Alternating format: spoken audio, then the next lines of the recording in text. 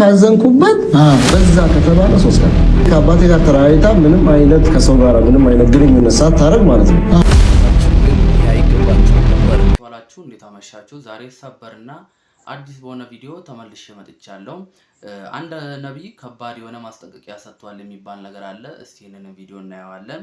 በአሰቦት ገዳምም አንድ አባት ተገድለዋል የሚል ቪዲዮ አለ። እሱን ቪዲዮ አብረን እናየዋለን። አሁን ደግሞ የማሳያችሁ አንድ አስቂኝ የሆነ ነብይ አለ። እሱን ቪዲዮ አንድ ላይ የሳቅን የተዝናናንም እንመለከታለን። እንዲሁም ደግሞ አንድም አለ እናቴ ወለደችኝ ያለ ዘር ነው የሚል አንድ የተናገረ ነብይ አለ። እስቲ ደግሞ ምንድነው የሚለውንም እናየዋለን ማለት ነው። ታዋቂው የፕሮቴስታንት ዘማሪና ሊቀ መዘምራን ወልደ ቂርቆስ ምንድነው ያገናኛቸው ምንድነው ያፋጠጣቸው የሚለውን ቪዲዮ እስቲ አንድ ላይ እናየዋለን። በመጀመሪያ ይህንን ቻናል ሰብስክራይብ አድርጉት። ለሁሉም እንዲደርስ ደግሞ ላይክ ማድረጋችሁን እንዳትረሱ። ቀጥታ ወደ ዕለቱ ቪዲዮ ወስዳችኋለሁ። አባታችን ግን ይሄ አይገባቸውም ነበር። አዎ ዓለምን ንቀው በጸሎት ለተወሰኑት አባት ይሄ አይገባቸውም ነበር። አሰቦት ገዳም በሐዘን ተውጧል። በአሰቦት ደብረ ወገግ ቅድስት ሥላሴ ገዳም ለዓመታት በብህትውና ተወስነው የኖሩት ባህታዊ አባ መብራቱ ጥር 30 ቀን በበዓታቸው ወይም በመኖሪያቸው ውስጥ በግፍ ተገድለው ተገኝተዋል።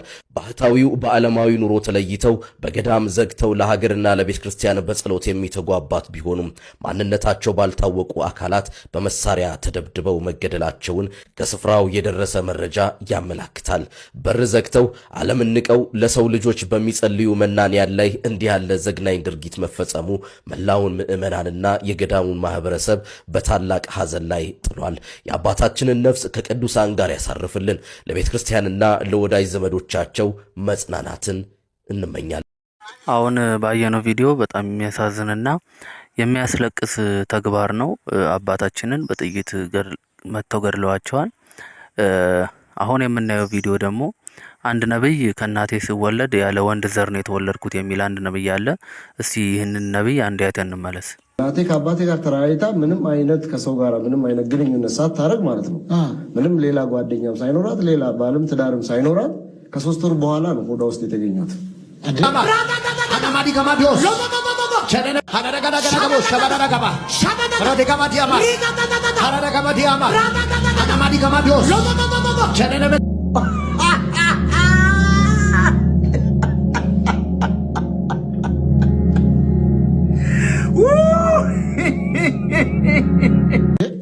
ማለት ያለ ሴክሹዋል ኢንተርኮርስ ዝም ብለው እናቴ በህይወት እያለች የመሰከረችልኝን ነው እኮ ገባኝ። እኔም ለዛ ነው በደንብ አድርገህ እንድታስረዳ ነው። ያለ ወንድ ግንኙነት ነው አንተ የተረገስከው። ያለ ወንድ ግንኙነት በኋላ ውስጥ ግን እናቴ ሆድ ውስጥ ተገኘው። ከዛም በኋላ ይሄ ከእጮኛዬ ወይ ከፍቅረኛዬ ከባሌ አይደለም ብላ ለማስወረድ ያልተጠቀመችው የመድኃኒት አይነት የለም። እሺ። እና እኔን ለማስወረድ ያላደረገችው ነገር የለም። ነገር ግን ለወርድ ወይንም ደግሞ ፕርሽን ልታረገኝ ልከሽፍ አልቻልኩም ማለት ነው። ለምን? እግዚአብሔር እኔን በልዩነት መፍጠር ስለፈለገ ማለት ነው። እና አሁን አንተ ማን ነው አባቴ? እኔ አሁን አባቴ እኔ እንደምለው እግዚአብሔር ነው እንጂ አቤል የሰው አቤት የለም፣ የሰው አባት የለም። የሰው አባት አለ፣ ግን እኔ አሁን አባቴ እኔ እግዚአብሔር ነው። እግዚአብሔር ነው ነው እንዴ እኮ ለያረ በደንብ አስረዳኝ። የተለየ አፈጣጠር ነው። ከተፈጠርኩም በኋላ ራሱ ማለት ነው ሰዎች እንዲህ ጤና ጣቢያ ወስዳ ክትባት ምናምን ነገር አለ አይደለ? ሰውነቴ ክትባት አይቀበልም። ክትባት አትቀበልም ሰውነቴ? እሺ። ከዛ ይሄ ልጅማ የሆነ ነገር ነው ብላ ሆለታ አካባቢ እግዚአብሔር አብ የሚባል የኦርቶዶክስ ተዋሕዶ ቤተክርስቲያን አለ። እዛ ወስዳኝ ጠበል ልታጠጣኝ ስትል ጠበሉን ራሱ ልታጠጣኝ ወደ እኔ ባቀረበች ቁጥር ማለት ነው ጸበሉ ተቀየረባት። ወደ ምን? ወደ እሷ በወቅቱ እንደነገረችኝ ወደ ቢጫ ከለር ነገር ተቀየረ። ጸበሉንም ትቼ አንተን ይዤ ወደ ቤት ገባሁ አለች። አንተ ሳጠጣው ልክ አንተ ጋር ሲመጣ ከለሩ የጸበሉ ውሃው ከለር ወደ ቢጫ ሆነ። አንተ ከልጅነት ነው ተአምራት ላይ ያዘንኩበት ሰው በጣም ካዘንኩበት ውሎ አድርም ትላለህ አሉ። በጣም ካዘንኩበት ውሎ አድርም ትላለህ አሉ። በጣም ካዘንኩበት በዛ ከተባለ 3 ቀን የሚቆየው። ከዛ ቻው እጣ ፈንታቸው ነገር በጣም ከባድ። ምክንያቱም ሰው እንዲሞት አልፈልግም። በጣም ከባድ ነው እኮ ነገራቸው፣ በጣም ከባድ እንዳይናገሩ። በዚህ አጋጣሚ በእኔ አገልግሎትም ይሁን በእኔ ስምም መቀለድ እንደማይቻል ያውቃሉ ማለት ነው እኮ አስረዳቸው። እኔ እንትን ስር ገብቶ አይጽፍም እኮ አሁን ድንገት እኔ ጋር ስለሆነ ይሄኛው ዩቲዩብ እኔ ላይ ስለሆነ እኮ አሁን እንዳይጽፉ አይጽፉም። ከጻፉ እኮ አንድ ነገር እንዲበልልኝ እዚህ የኔ ቪዲዮ ላይ ኮሜንት የምታደርጉ ሰዎች ኃላፊነት አልወስድም ብለህ እንድትላቸው አንድ ነገር በመልካምነት እኔን በሚያንጽ እኔን በሚያሳድግ እኔን ወደ ከፍ የሚያደርግ ከሆነ ራይት። ነገር ግን እኔን ዝቅ የሚያደርግ እኔን የሚያጥላላ እኔ ጋር የተገለጠውን ጸጋ ላይ የሚያሾፍ ከሆነ ገና አሁን እንትን ገና አሁን እያዩ ራሱ ያሰባል። ምን ያደርግላል? አበቃለት። ሟች ነው። እንግዲህ ተመልካቾች እዚህ ቪዲዮ ላይ ከሰሞኑ ደግሞ ነቢያት የተባሉ ሁሉ አብሶባቸው ተገኝተዋል። አንዱ ነቢይ ደግሞ አሁን ከቁንጫ ጋር አወራለሁ እንዲሁም እባብን አዘዋለሁ እያለ ይገኛል። ከአንበሶች ጋርም ከነብሮች ጋርም አወራለሁ እያለ ነው። አረ ምን አይነት ጉድ ነው እየመጣ ያለው? እስቲ ይህንን ቪዲዮ አንድ ላይ አይተን እንመለስ። መስቀል እኔ ጋር ሰላም ነው፣ አንተ ጋር ሰላም ነው። እሺ ነብሩ ነው። እሺ በመጀመሪያ ዙር መናገር ምናምን ሳይሆን ድምፁን አሰማ። ከዛፍ ወደ ዛፍ ተዘለለ። ፊቱ ላይ ባትሪ ያበራው። ሰላም ነው እኔ ጋር፣ አንተ ጋር ሰላም ነው። እግዚአብሔር ይባረክ፣ ደህና ቆይ ብያልኩት ሄደ። የሚገርም ነው በጣም። እሺ በንጋቱ ስመጣ ነው። በሚቀጥለው ቀን ሲመጣ እንደ ሰው አወራኝ። ምን አለ? ሰላም ነው እኔ ጋር ሰላም ነው፣ አንተ ጋር ሰላም ነው ባልኩበት ሰዓት እኔ ጋር ሰላም ነው፣ ዙሪያዎች ሁሉ በጥበቃ የተሞሉ ስለሆነ ምንም አትፍራ፣ ሰላም ይሆንልሃል። በምንኛ ነው የምታወሩት ከነብሩ ጋር? እንግዲህ ምንድን ነው የምታወሩት? ኖርማል ነው። በአማርኛ ነው የምታወሩት? በኖርማል በአማርኛ በአማርኛ ይመልሳል። እሺ በአማርኛ እኔ አይዞ ዙሪያን እየጠበቅን ነው፣ ካሁን በኋላ ደግሞ አትፍራ ምናምን ሲለኝ በመልአክ አምሳያ ወይም ቀጥታ በድምፅ መጥቶ ስለዚህ ሰው እግዚአብሔር አምላክ ስናገረ በመድረክ ላይ ሆኜ ያን ሰው ልክ እንደዛ ስናገለግል እንደምንሰማው እንደዚሁ የነብሩን አፉን ሲንቀሳቀስ ድምፁን በአማርኛ መጥቶ ይሰማኝ። ሌላ አውሬ አይመጣም ከነብር ውጭ? አውሬ እንደዚህ አይነት ልምድም ካለ ከነብር ውጭ በተደጋጋሚ እንትን የሚባል ኮብራ እባብ ይመጣል። ኮብራ እባብ ከአንድም 5 ዙር መጥቷል። 5 ዙር መጥቶ ሌሊት ከ9 ሰዓት ጀምሮ እስከ 12 ሰዓት ከ8 ሰዓት ጀምሮ እስከ 12 ሰዓት ባለው ውጪ ነው የምጸልየው። እሺ ምስጥ የምትባለው እንስሳ መጣችና ሙሉ ቤቱን ዱቄት አድርጋ መብላት ጀመረች። ጆሮ እስኪደርቅ ድረስ በአንድ ከየት እንደወረደ አላውቅም። እሺ እኔም ያለምንም ጥርጥር ወደ ላይ ቀና አልኩና ምን ትጠብቃለህ አልኩ። እሺ አንገቷ የያዘ ቀይ ጉንዳኖች መጥተዋል። ምኖቹ? ምስጦቹን እንዴት ነው የያዘ? ምንድን ነው አንገታቸውን ይዞ ተሸክሟል። ማን ነው የሚይዛቸው? ጉንዳኖች። ምስጥ የሚባል እንስሳ። በጣም ደስ የሚልና የሚያስደንቅ አንድ አዲስ መረጃ ይዘንላችሁ መጥተናል። በጣም የምንወደው የምናከብረው ዘማሪ ገብረ ዮሐንስ ያው አዶናይ መኪና ሊያስገዛለት እንደሆነ በሰፊው እየተወራ ይገኛል በቲክቶክ ዘርፉ። እስቲ ይህንን መረጃ እስቲ አንድ ላይ አይተን እንመለስ።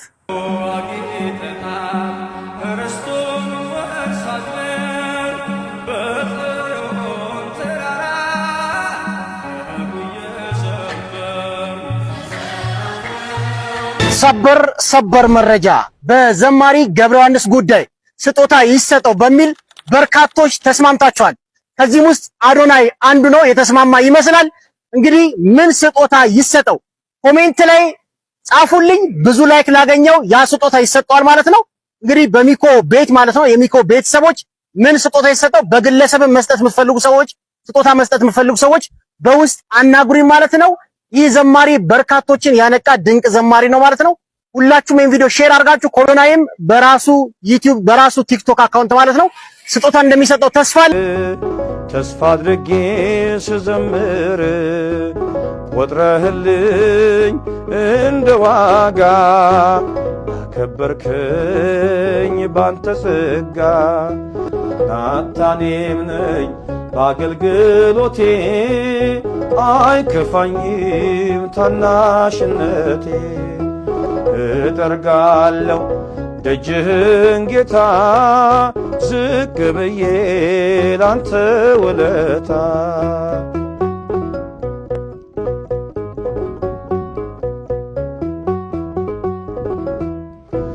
ከነገደ ሌዊ ባልሆን ባልሾምም እንደ አሮን የዜማ ዕቃ ባሊዝ በገና ላመስግን። ብዙ ጊዜ መኪና ስነዳ ምን እሰማለሁ መሰለህ? ይሄን ብዬው አላውቅም። ስርዓተ ቅዳሴ እሰማለሁ። በተለይ በፊት የምወዳቸው አንድ አባት ትልቅ ይመስሉኛል። አሁን መዘምራን ኪነ ጥበብ እንደዚህ ይባል። በተለይ ይሄ ሞተሃልና ስለኔ ምንም ሳይኖርብህ ጥፋት ምናምን የሚል አንድ መዝሙር አላቸው። ዝማሬ ትዝ ይልሃል? ሞተሃልና ስለኔ ምንም ሳይኖርብህ ጥፋት እንደዚህ አያጣድፉትም። በጣም እርግጥ ብለው ነው የሚሉት። ግን በቃ እንዴት እንደምወዳቸው ነገር አልችልም። እነሱን እሰማለሁ። ስርዓተ ቅዳሴ ደግሞ ሙሉ አሁን ዩቲዩብ ላይ ምንም ስላለ እና ደስ ይለኛል። ዜማው ደስ ይላል። እዛ ላይ የሚነሱ ሀሳቦች ደስ ይላሉ። በአማን አብ ቅዱስ፣ በአማን ወልድ ቅዱስ፣ በአማን ውእቱ መንፈስ ቅዱስ አሐዱ አብ ቅዱስ ብሎ መሪ ቄሱ ሲናገር ያለው አክብሮት ለፈጣሪ የሚሰጡት ፈሪሃ እግዚአብሔር መላእክት ሁሉ ይነጠፋሉ ይባላል። መሬት ላይ ሰው አይንቀሳቀስም። ወደ ቤተክርስቲያን ጥድፍ እያለ የሚገባ የነበረ ሰው ልክ አሐዱ አብ ቅዳሴ በጣም የሚጓጓ የሚቸኩል የሚናፍቅ አስቀድሶ ቆርቦ ማይረካ እዚያው ቤተ መቅደስ ሙሉ ቀን ቢውል ደስ የሚለው ሰው ነበረ እና ለቤተ ክርስቲያን ለጸሎት ከገባባት ቅጽበት ጀምሮ ለሰከንድም ተቀምጦ አያውቅም። ቆሞ ነው የሚጨርሰው። ከዚያ ሰይጣን በበጎ እግዚአብሔርን በዚህ ደስ በማሰኘቱ ቀናበትና ደዌ አምጥቶ መታው። እግዚአብሔርም ልክ ኢዮብን እንደፈቀደለት ፈቀደለትና ወገቡን ቆርጦ የሚጥል የአከርካሪ ካንሰር አምጥቶ መታውና ሽባ ሆኖ ቤቱ ቁጭ አለ። ይገርማቸው እና ሽባ ሆኖ ሲቀመጥ ስለምንም ነገር አላለቀሰም። የሚያለቅሰው ቆሜ ማስቀደስ አቃተኝ ብሎ ነበር የሚያለቅሰው። ታውቃላችሁ? በዊልቸር ይዘውት ይሄዳሉ፣ ያለቅሳል። አንድ ቀን እባካችሁ ናፈቀኝ፣ በሌሊት ውሰዱኝ፣ የሚወስደው አጣ። በዊልቸር አድርገው በመኪና ወስደው ልክ ቅዳሴ ሊገባ ሲል የቤተ መቅደሱን ይህን ሳንቃውን ሄዶ እየተሳለመ እንባው እንኩት እያለ እየረገፈ እያለቀሰ ጌታ ሆይ ቆሜ ማስቀደስ አቃተኝ በኃጢአቴ ምክንያት። ተመልከቱ፣ ምን ነው እንዲህ አረከኝ አይልም የእግዚአብሔር ሰው። በኃጢአቴ ምክንያት ተመታው፣ ሰይጣን አሸነፈኝ፣ በኃጢአቴ ምክንያት እንዲህ ያለ ደዌ ገጠመኝ። እባክህን እንዴት ቆሜ ማስቀደስ በፊትህ እከለከላለሁ? እያለቀሰ ስቅ እያለ ሲያለቅስ ቅዳሴ ሊገባ ልብስ ለብሶ ጸሎት ሊያደርስ የተሰየመው ካህን በጣም የሚሰቀሰቅ ድምፅ ሲሰማ ዞር ብሎ አየ። በዊልቸር ሆኖ ያ ቆሞ ሲያስቀድስ ሲቆርብ የሚያውቀው ሰው ያለቅሳል። ያ እንባው እየወረደ እየገፉ ያስገቡታል። ቅዳሴውን ከመጀመሩ በፊት ተንደርድሮ ሄዶ ጠየቀው። ምን ነው? ምን አገኘ? እንዲህ ያለ ነገር ገጠመኝ። ይኸው ካንሰር ነው። አባቴ ሆይ እግዚአብሔር አዘነብኝ፣ ምን እንደበደልኩት እርሱ ያውቃል፣ እባክህ ስለ ኃጢአቴ ማልድልኝ ያለ እንባውን ያረግፋል። ቤተ መቅደስ ሮጬ መጥቼ ከነ ኃጢአቴ እንኳን መቆም አልችላል፣ እነሆ ተመታው ያለ ሲያለቅስ ካህኑ እንዲህ አለው፣ አዘነለትና አንተ በሽተኛ ነህ፣ እዚህ መምጣት እንደዚህ ደክመህ አይጠበቅብህም። ሥጋውና ደሙን እኔ ቤትህ መጥቼ ለበሽተኞች በተፈቀደው ሥርዓት አቆርብሃለሁ። አሁን ወደ ቤትህ ሂድ አለው። የካህን ትእዛዝ ያከብራሉና ወጥቶ ወደ ቤቱ ሄደ። ቤቱ ሄዶ አልጋው ላይ አረፍ እንዳለ ወዲያው አሸለበው። በመሃል እመቤታችን ተገለጸችለት። በዚያው ቀን ተገልጻ ቅድም እያለቀስክ ወደ አንተ ቤት መግባት ተከለከልኩ በኃጢአቴ ምክንያት እያልክ የቤተ መቅደሱን ሳንቃ በሩን ስትስመው የሳምከው ዕቃውን ያንን እንጨቱን አይደለም ልጄን ነው የሳምከው አለችው እመቤታችን። ልጄን ጌታችን ኢየሱስ ክርስቶስ እሱን ነው የሳምከው። ሰይጣን ነው እንደዚህ ያደረገብህ።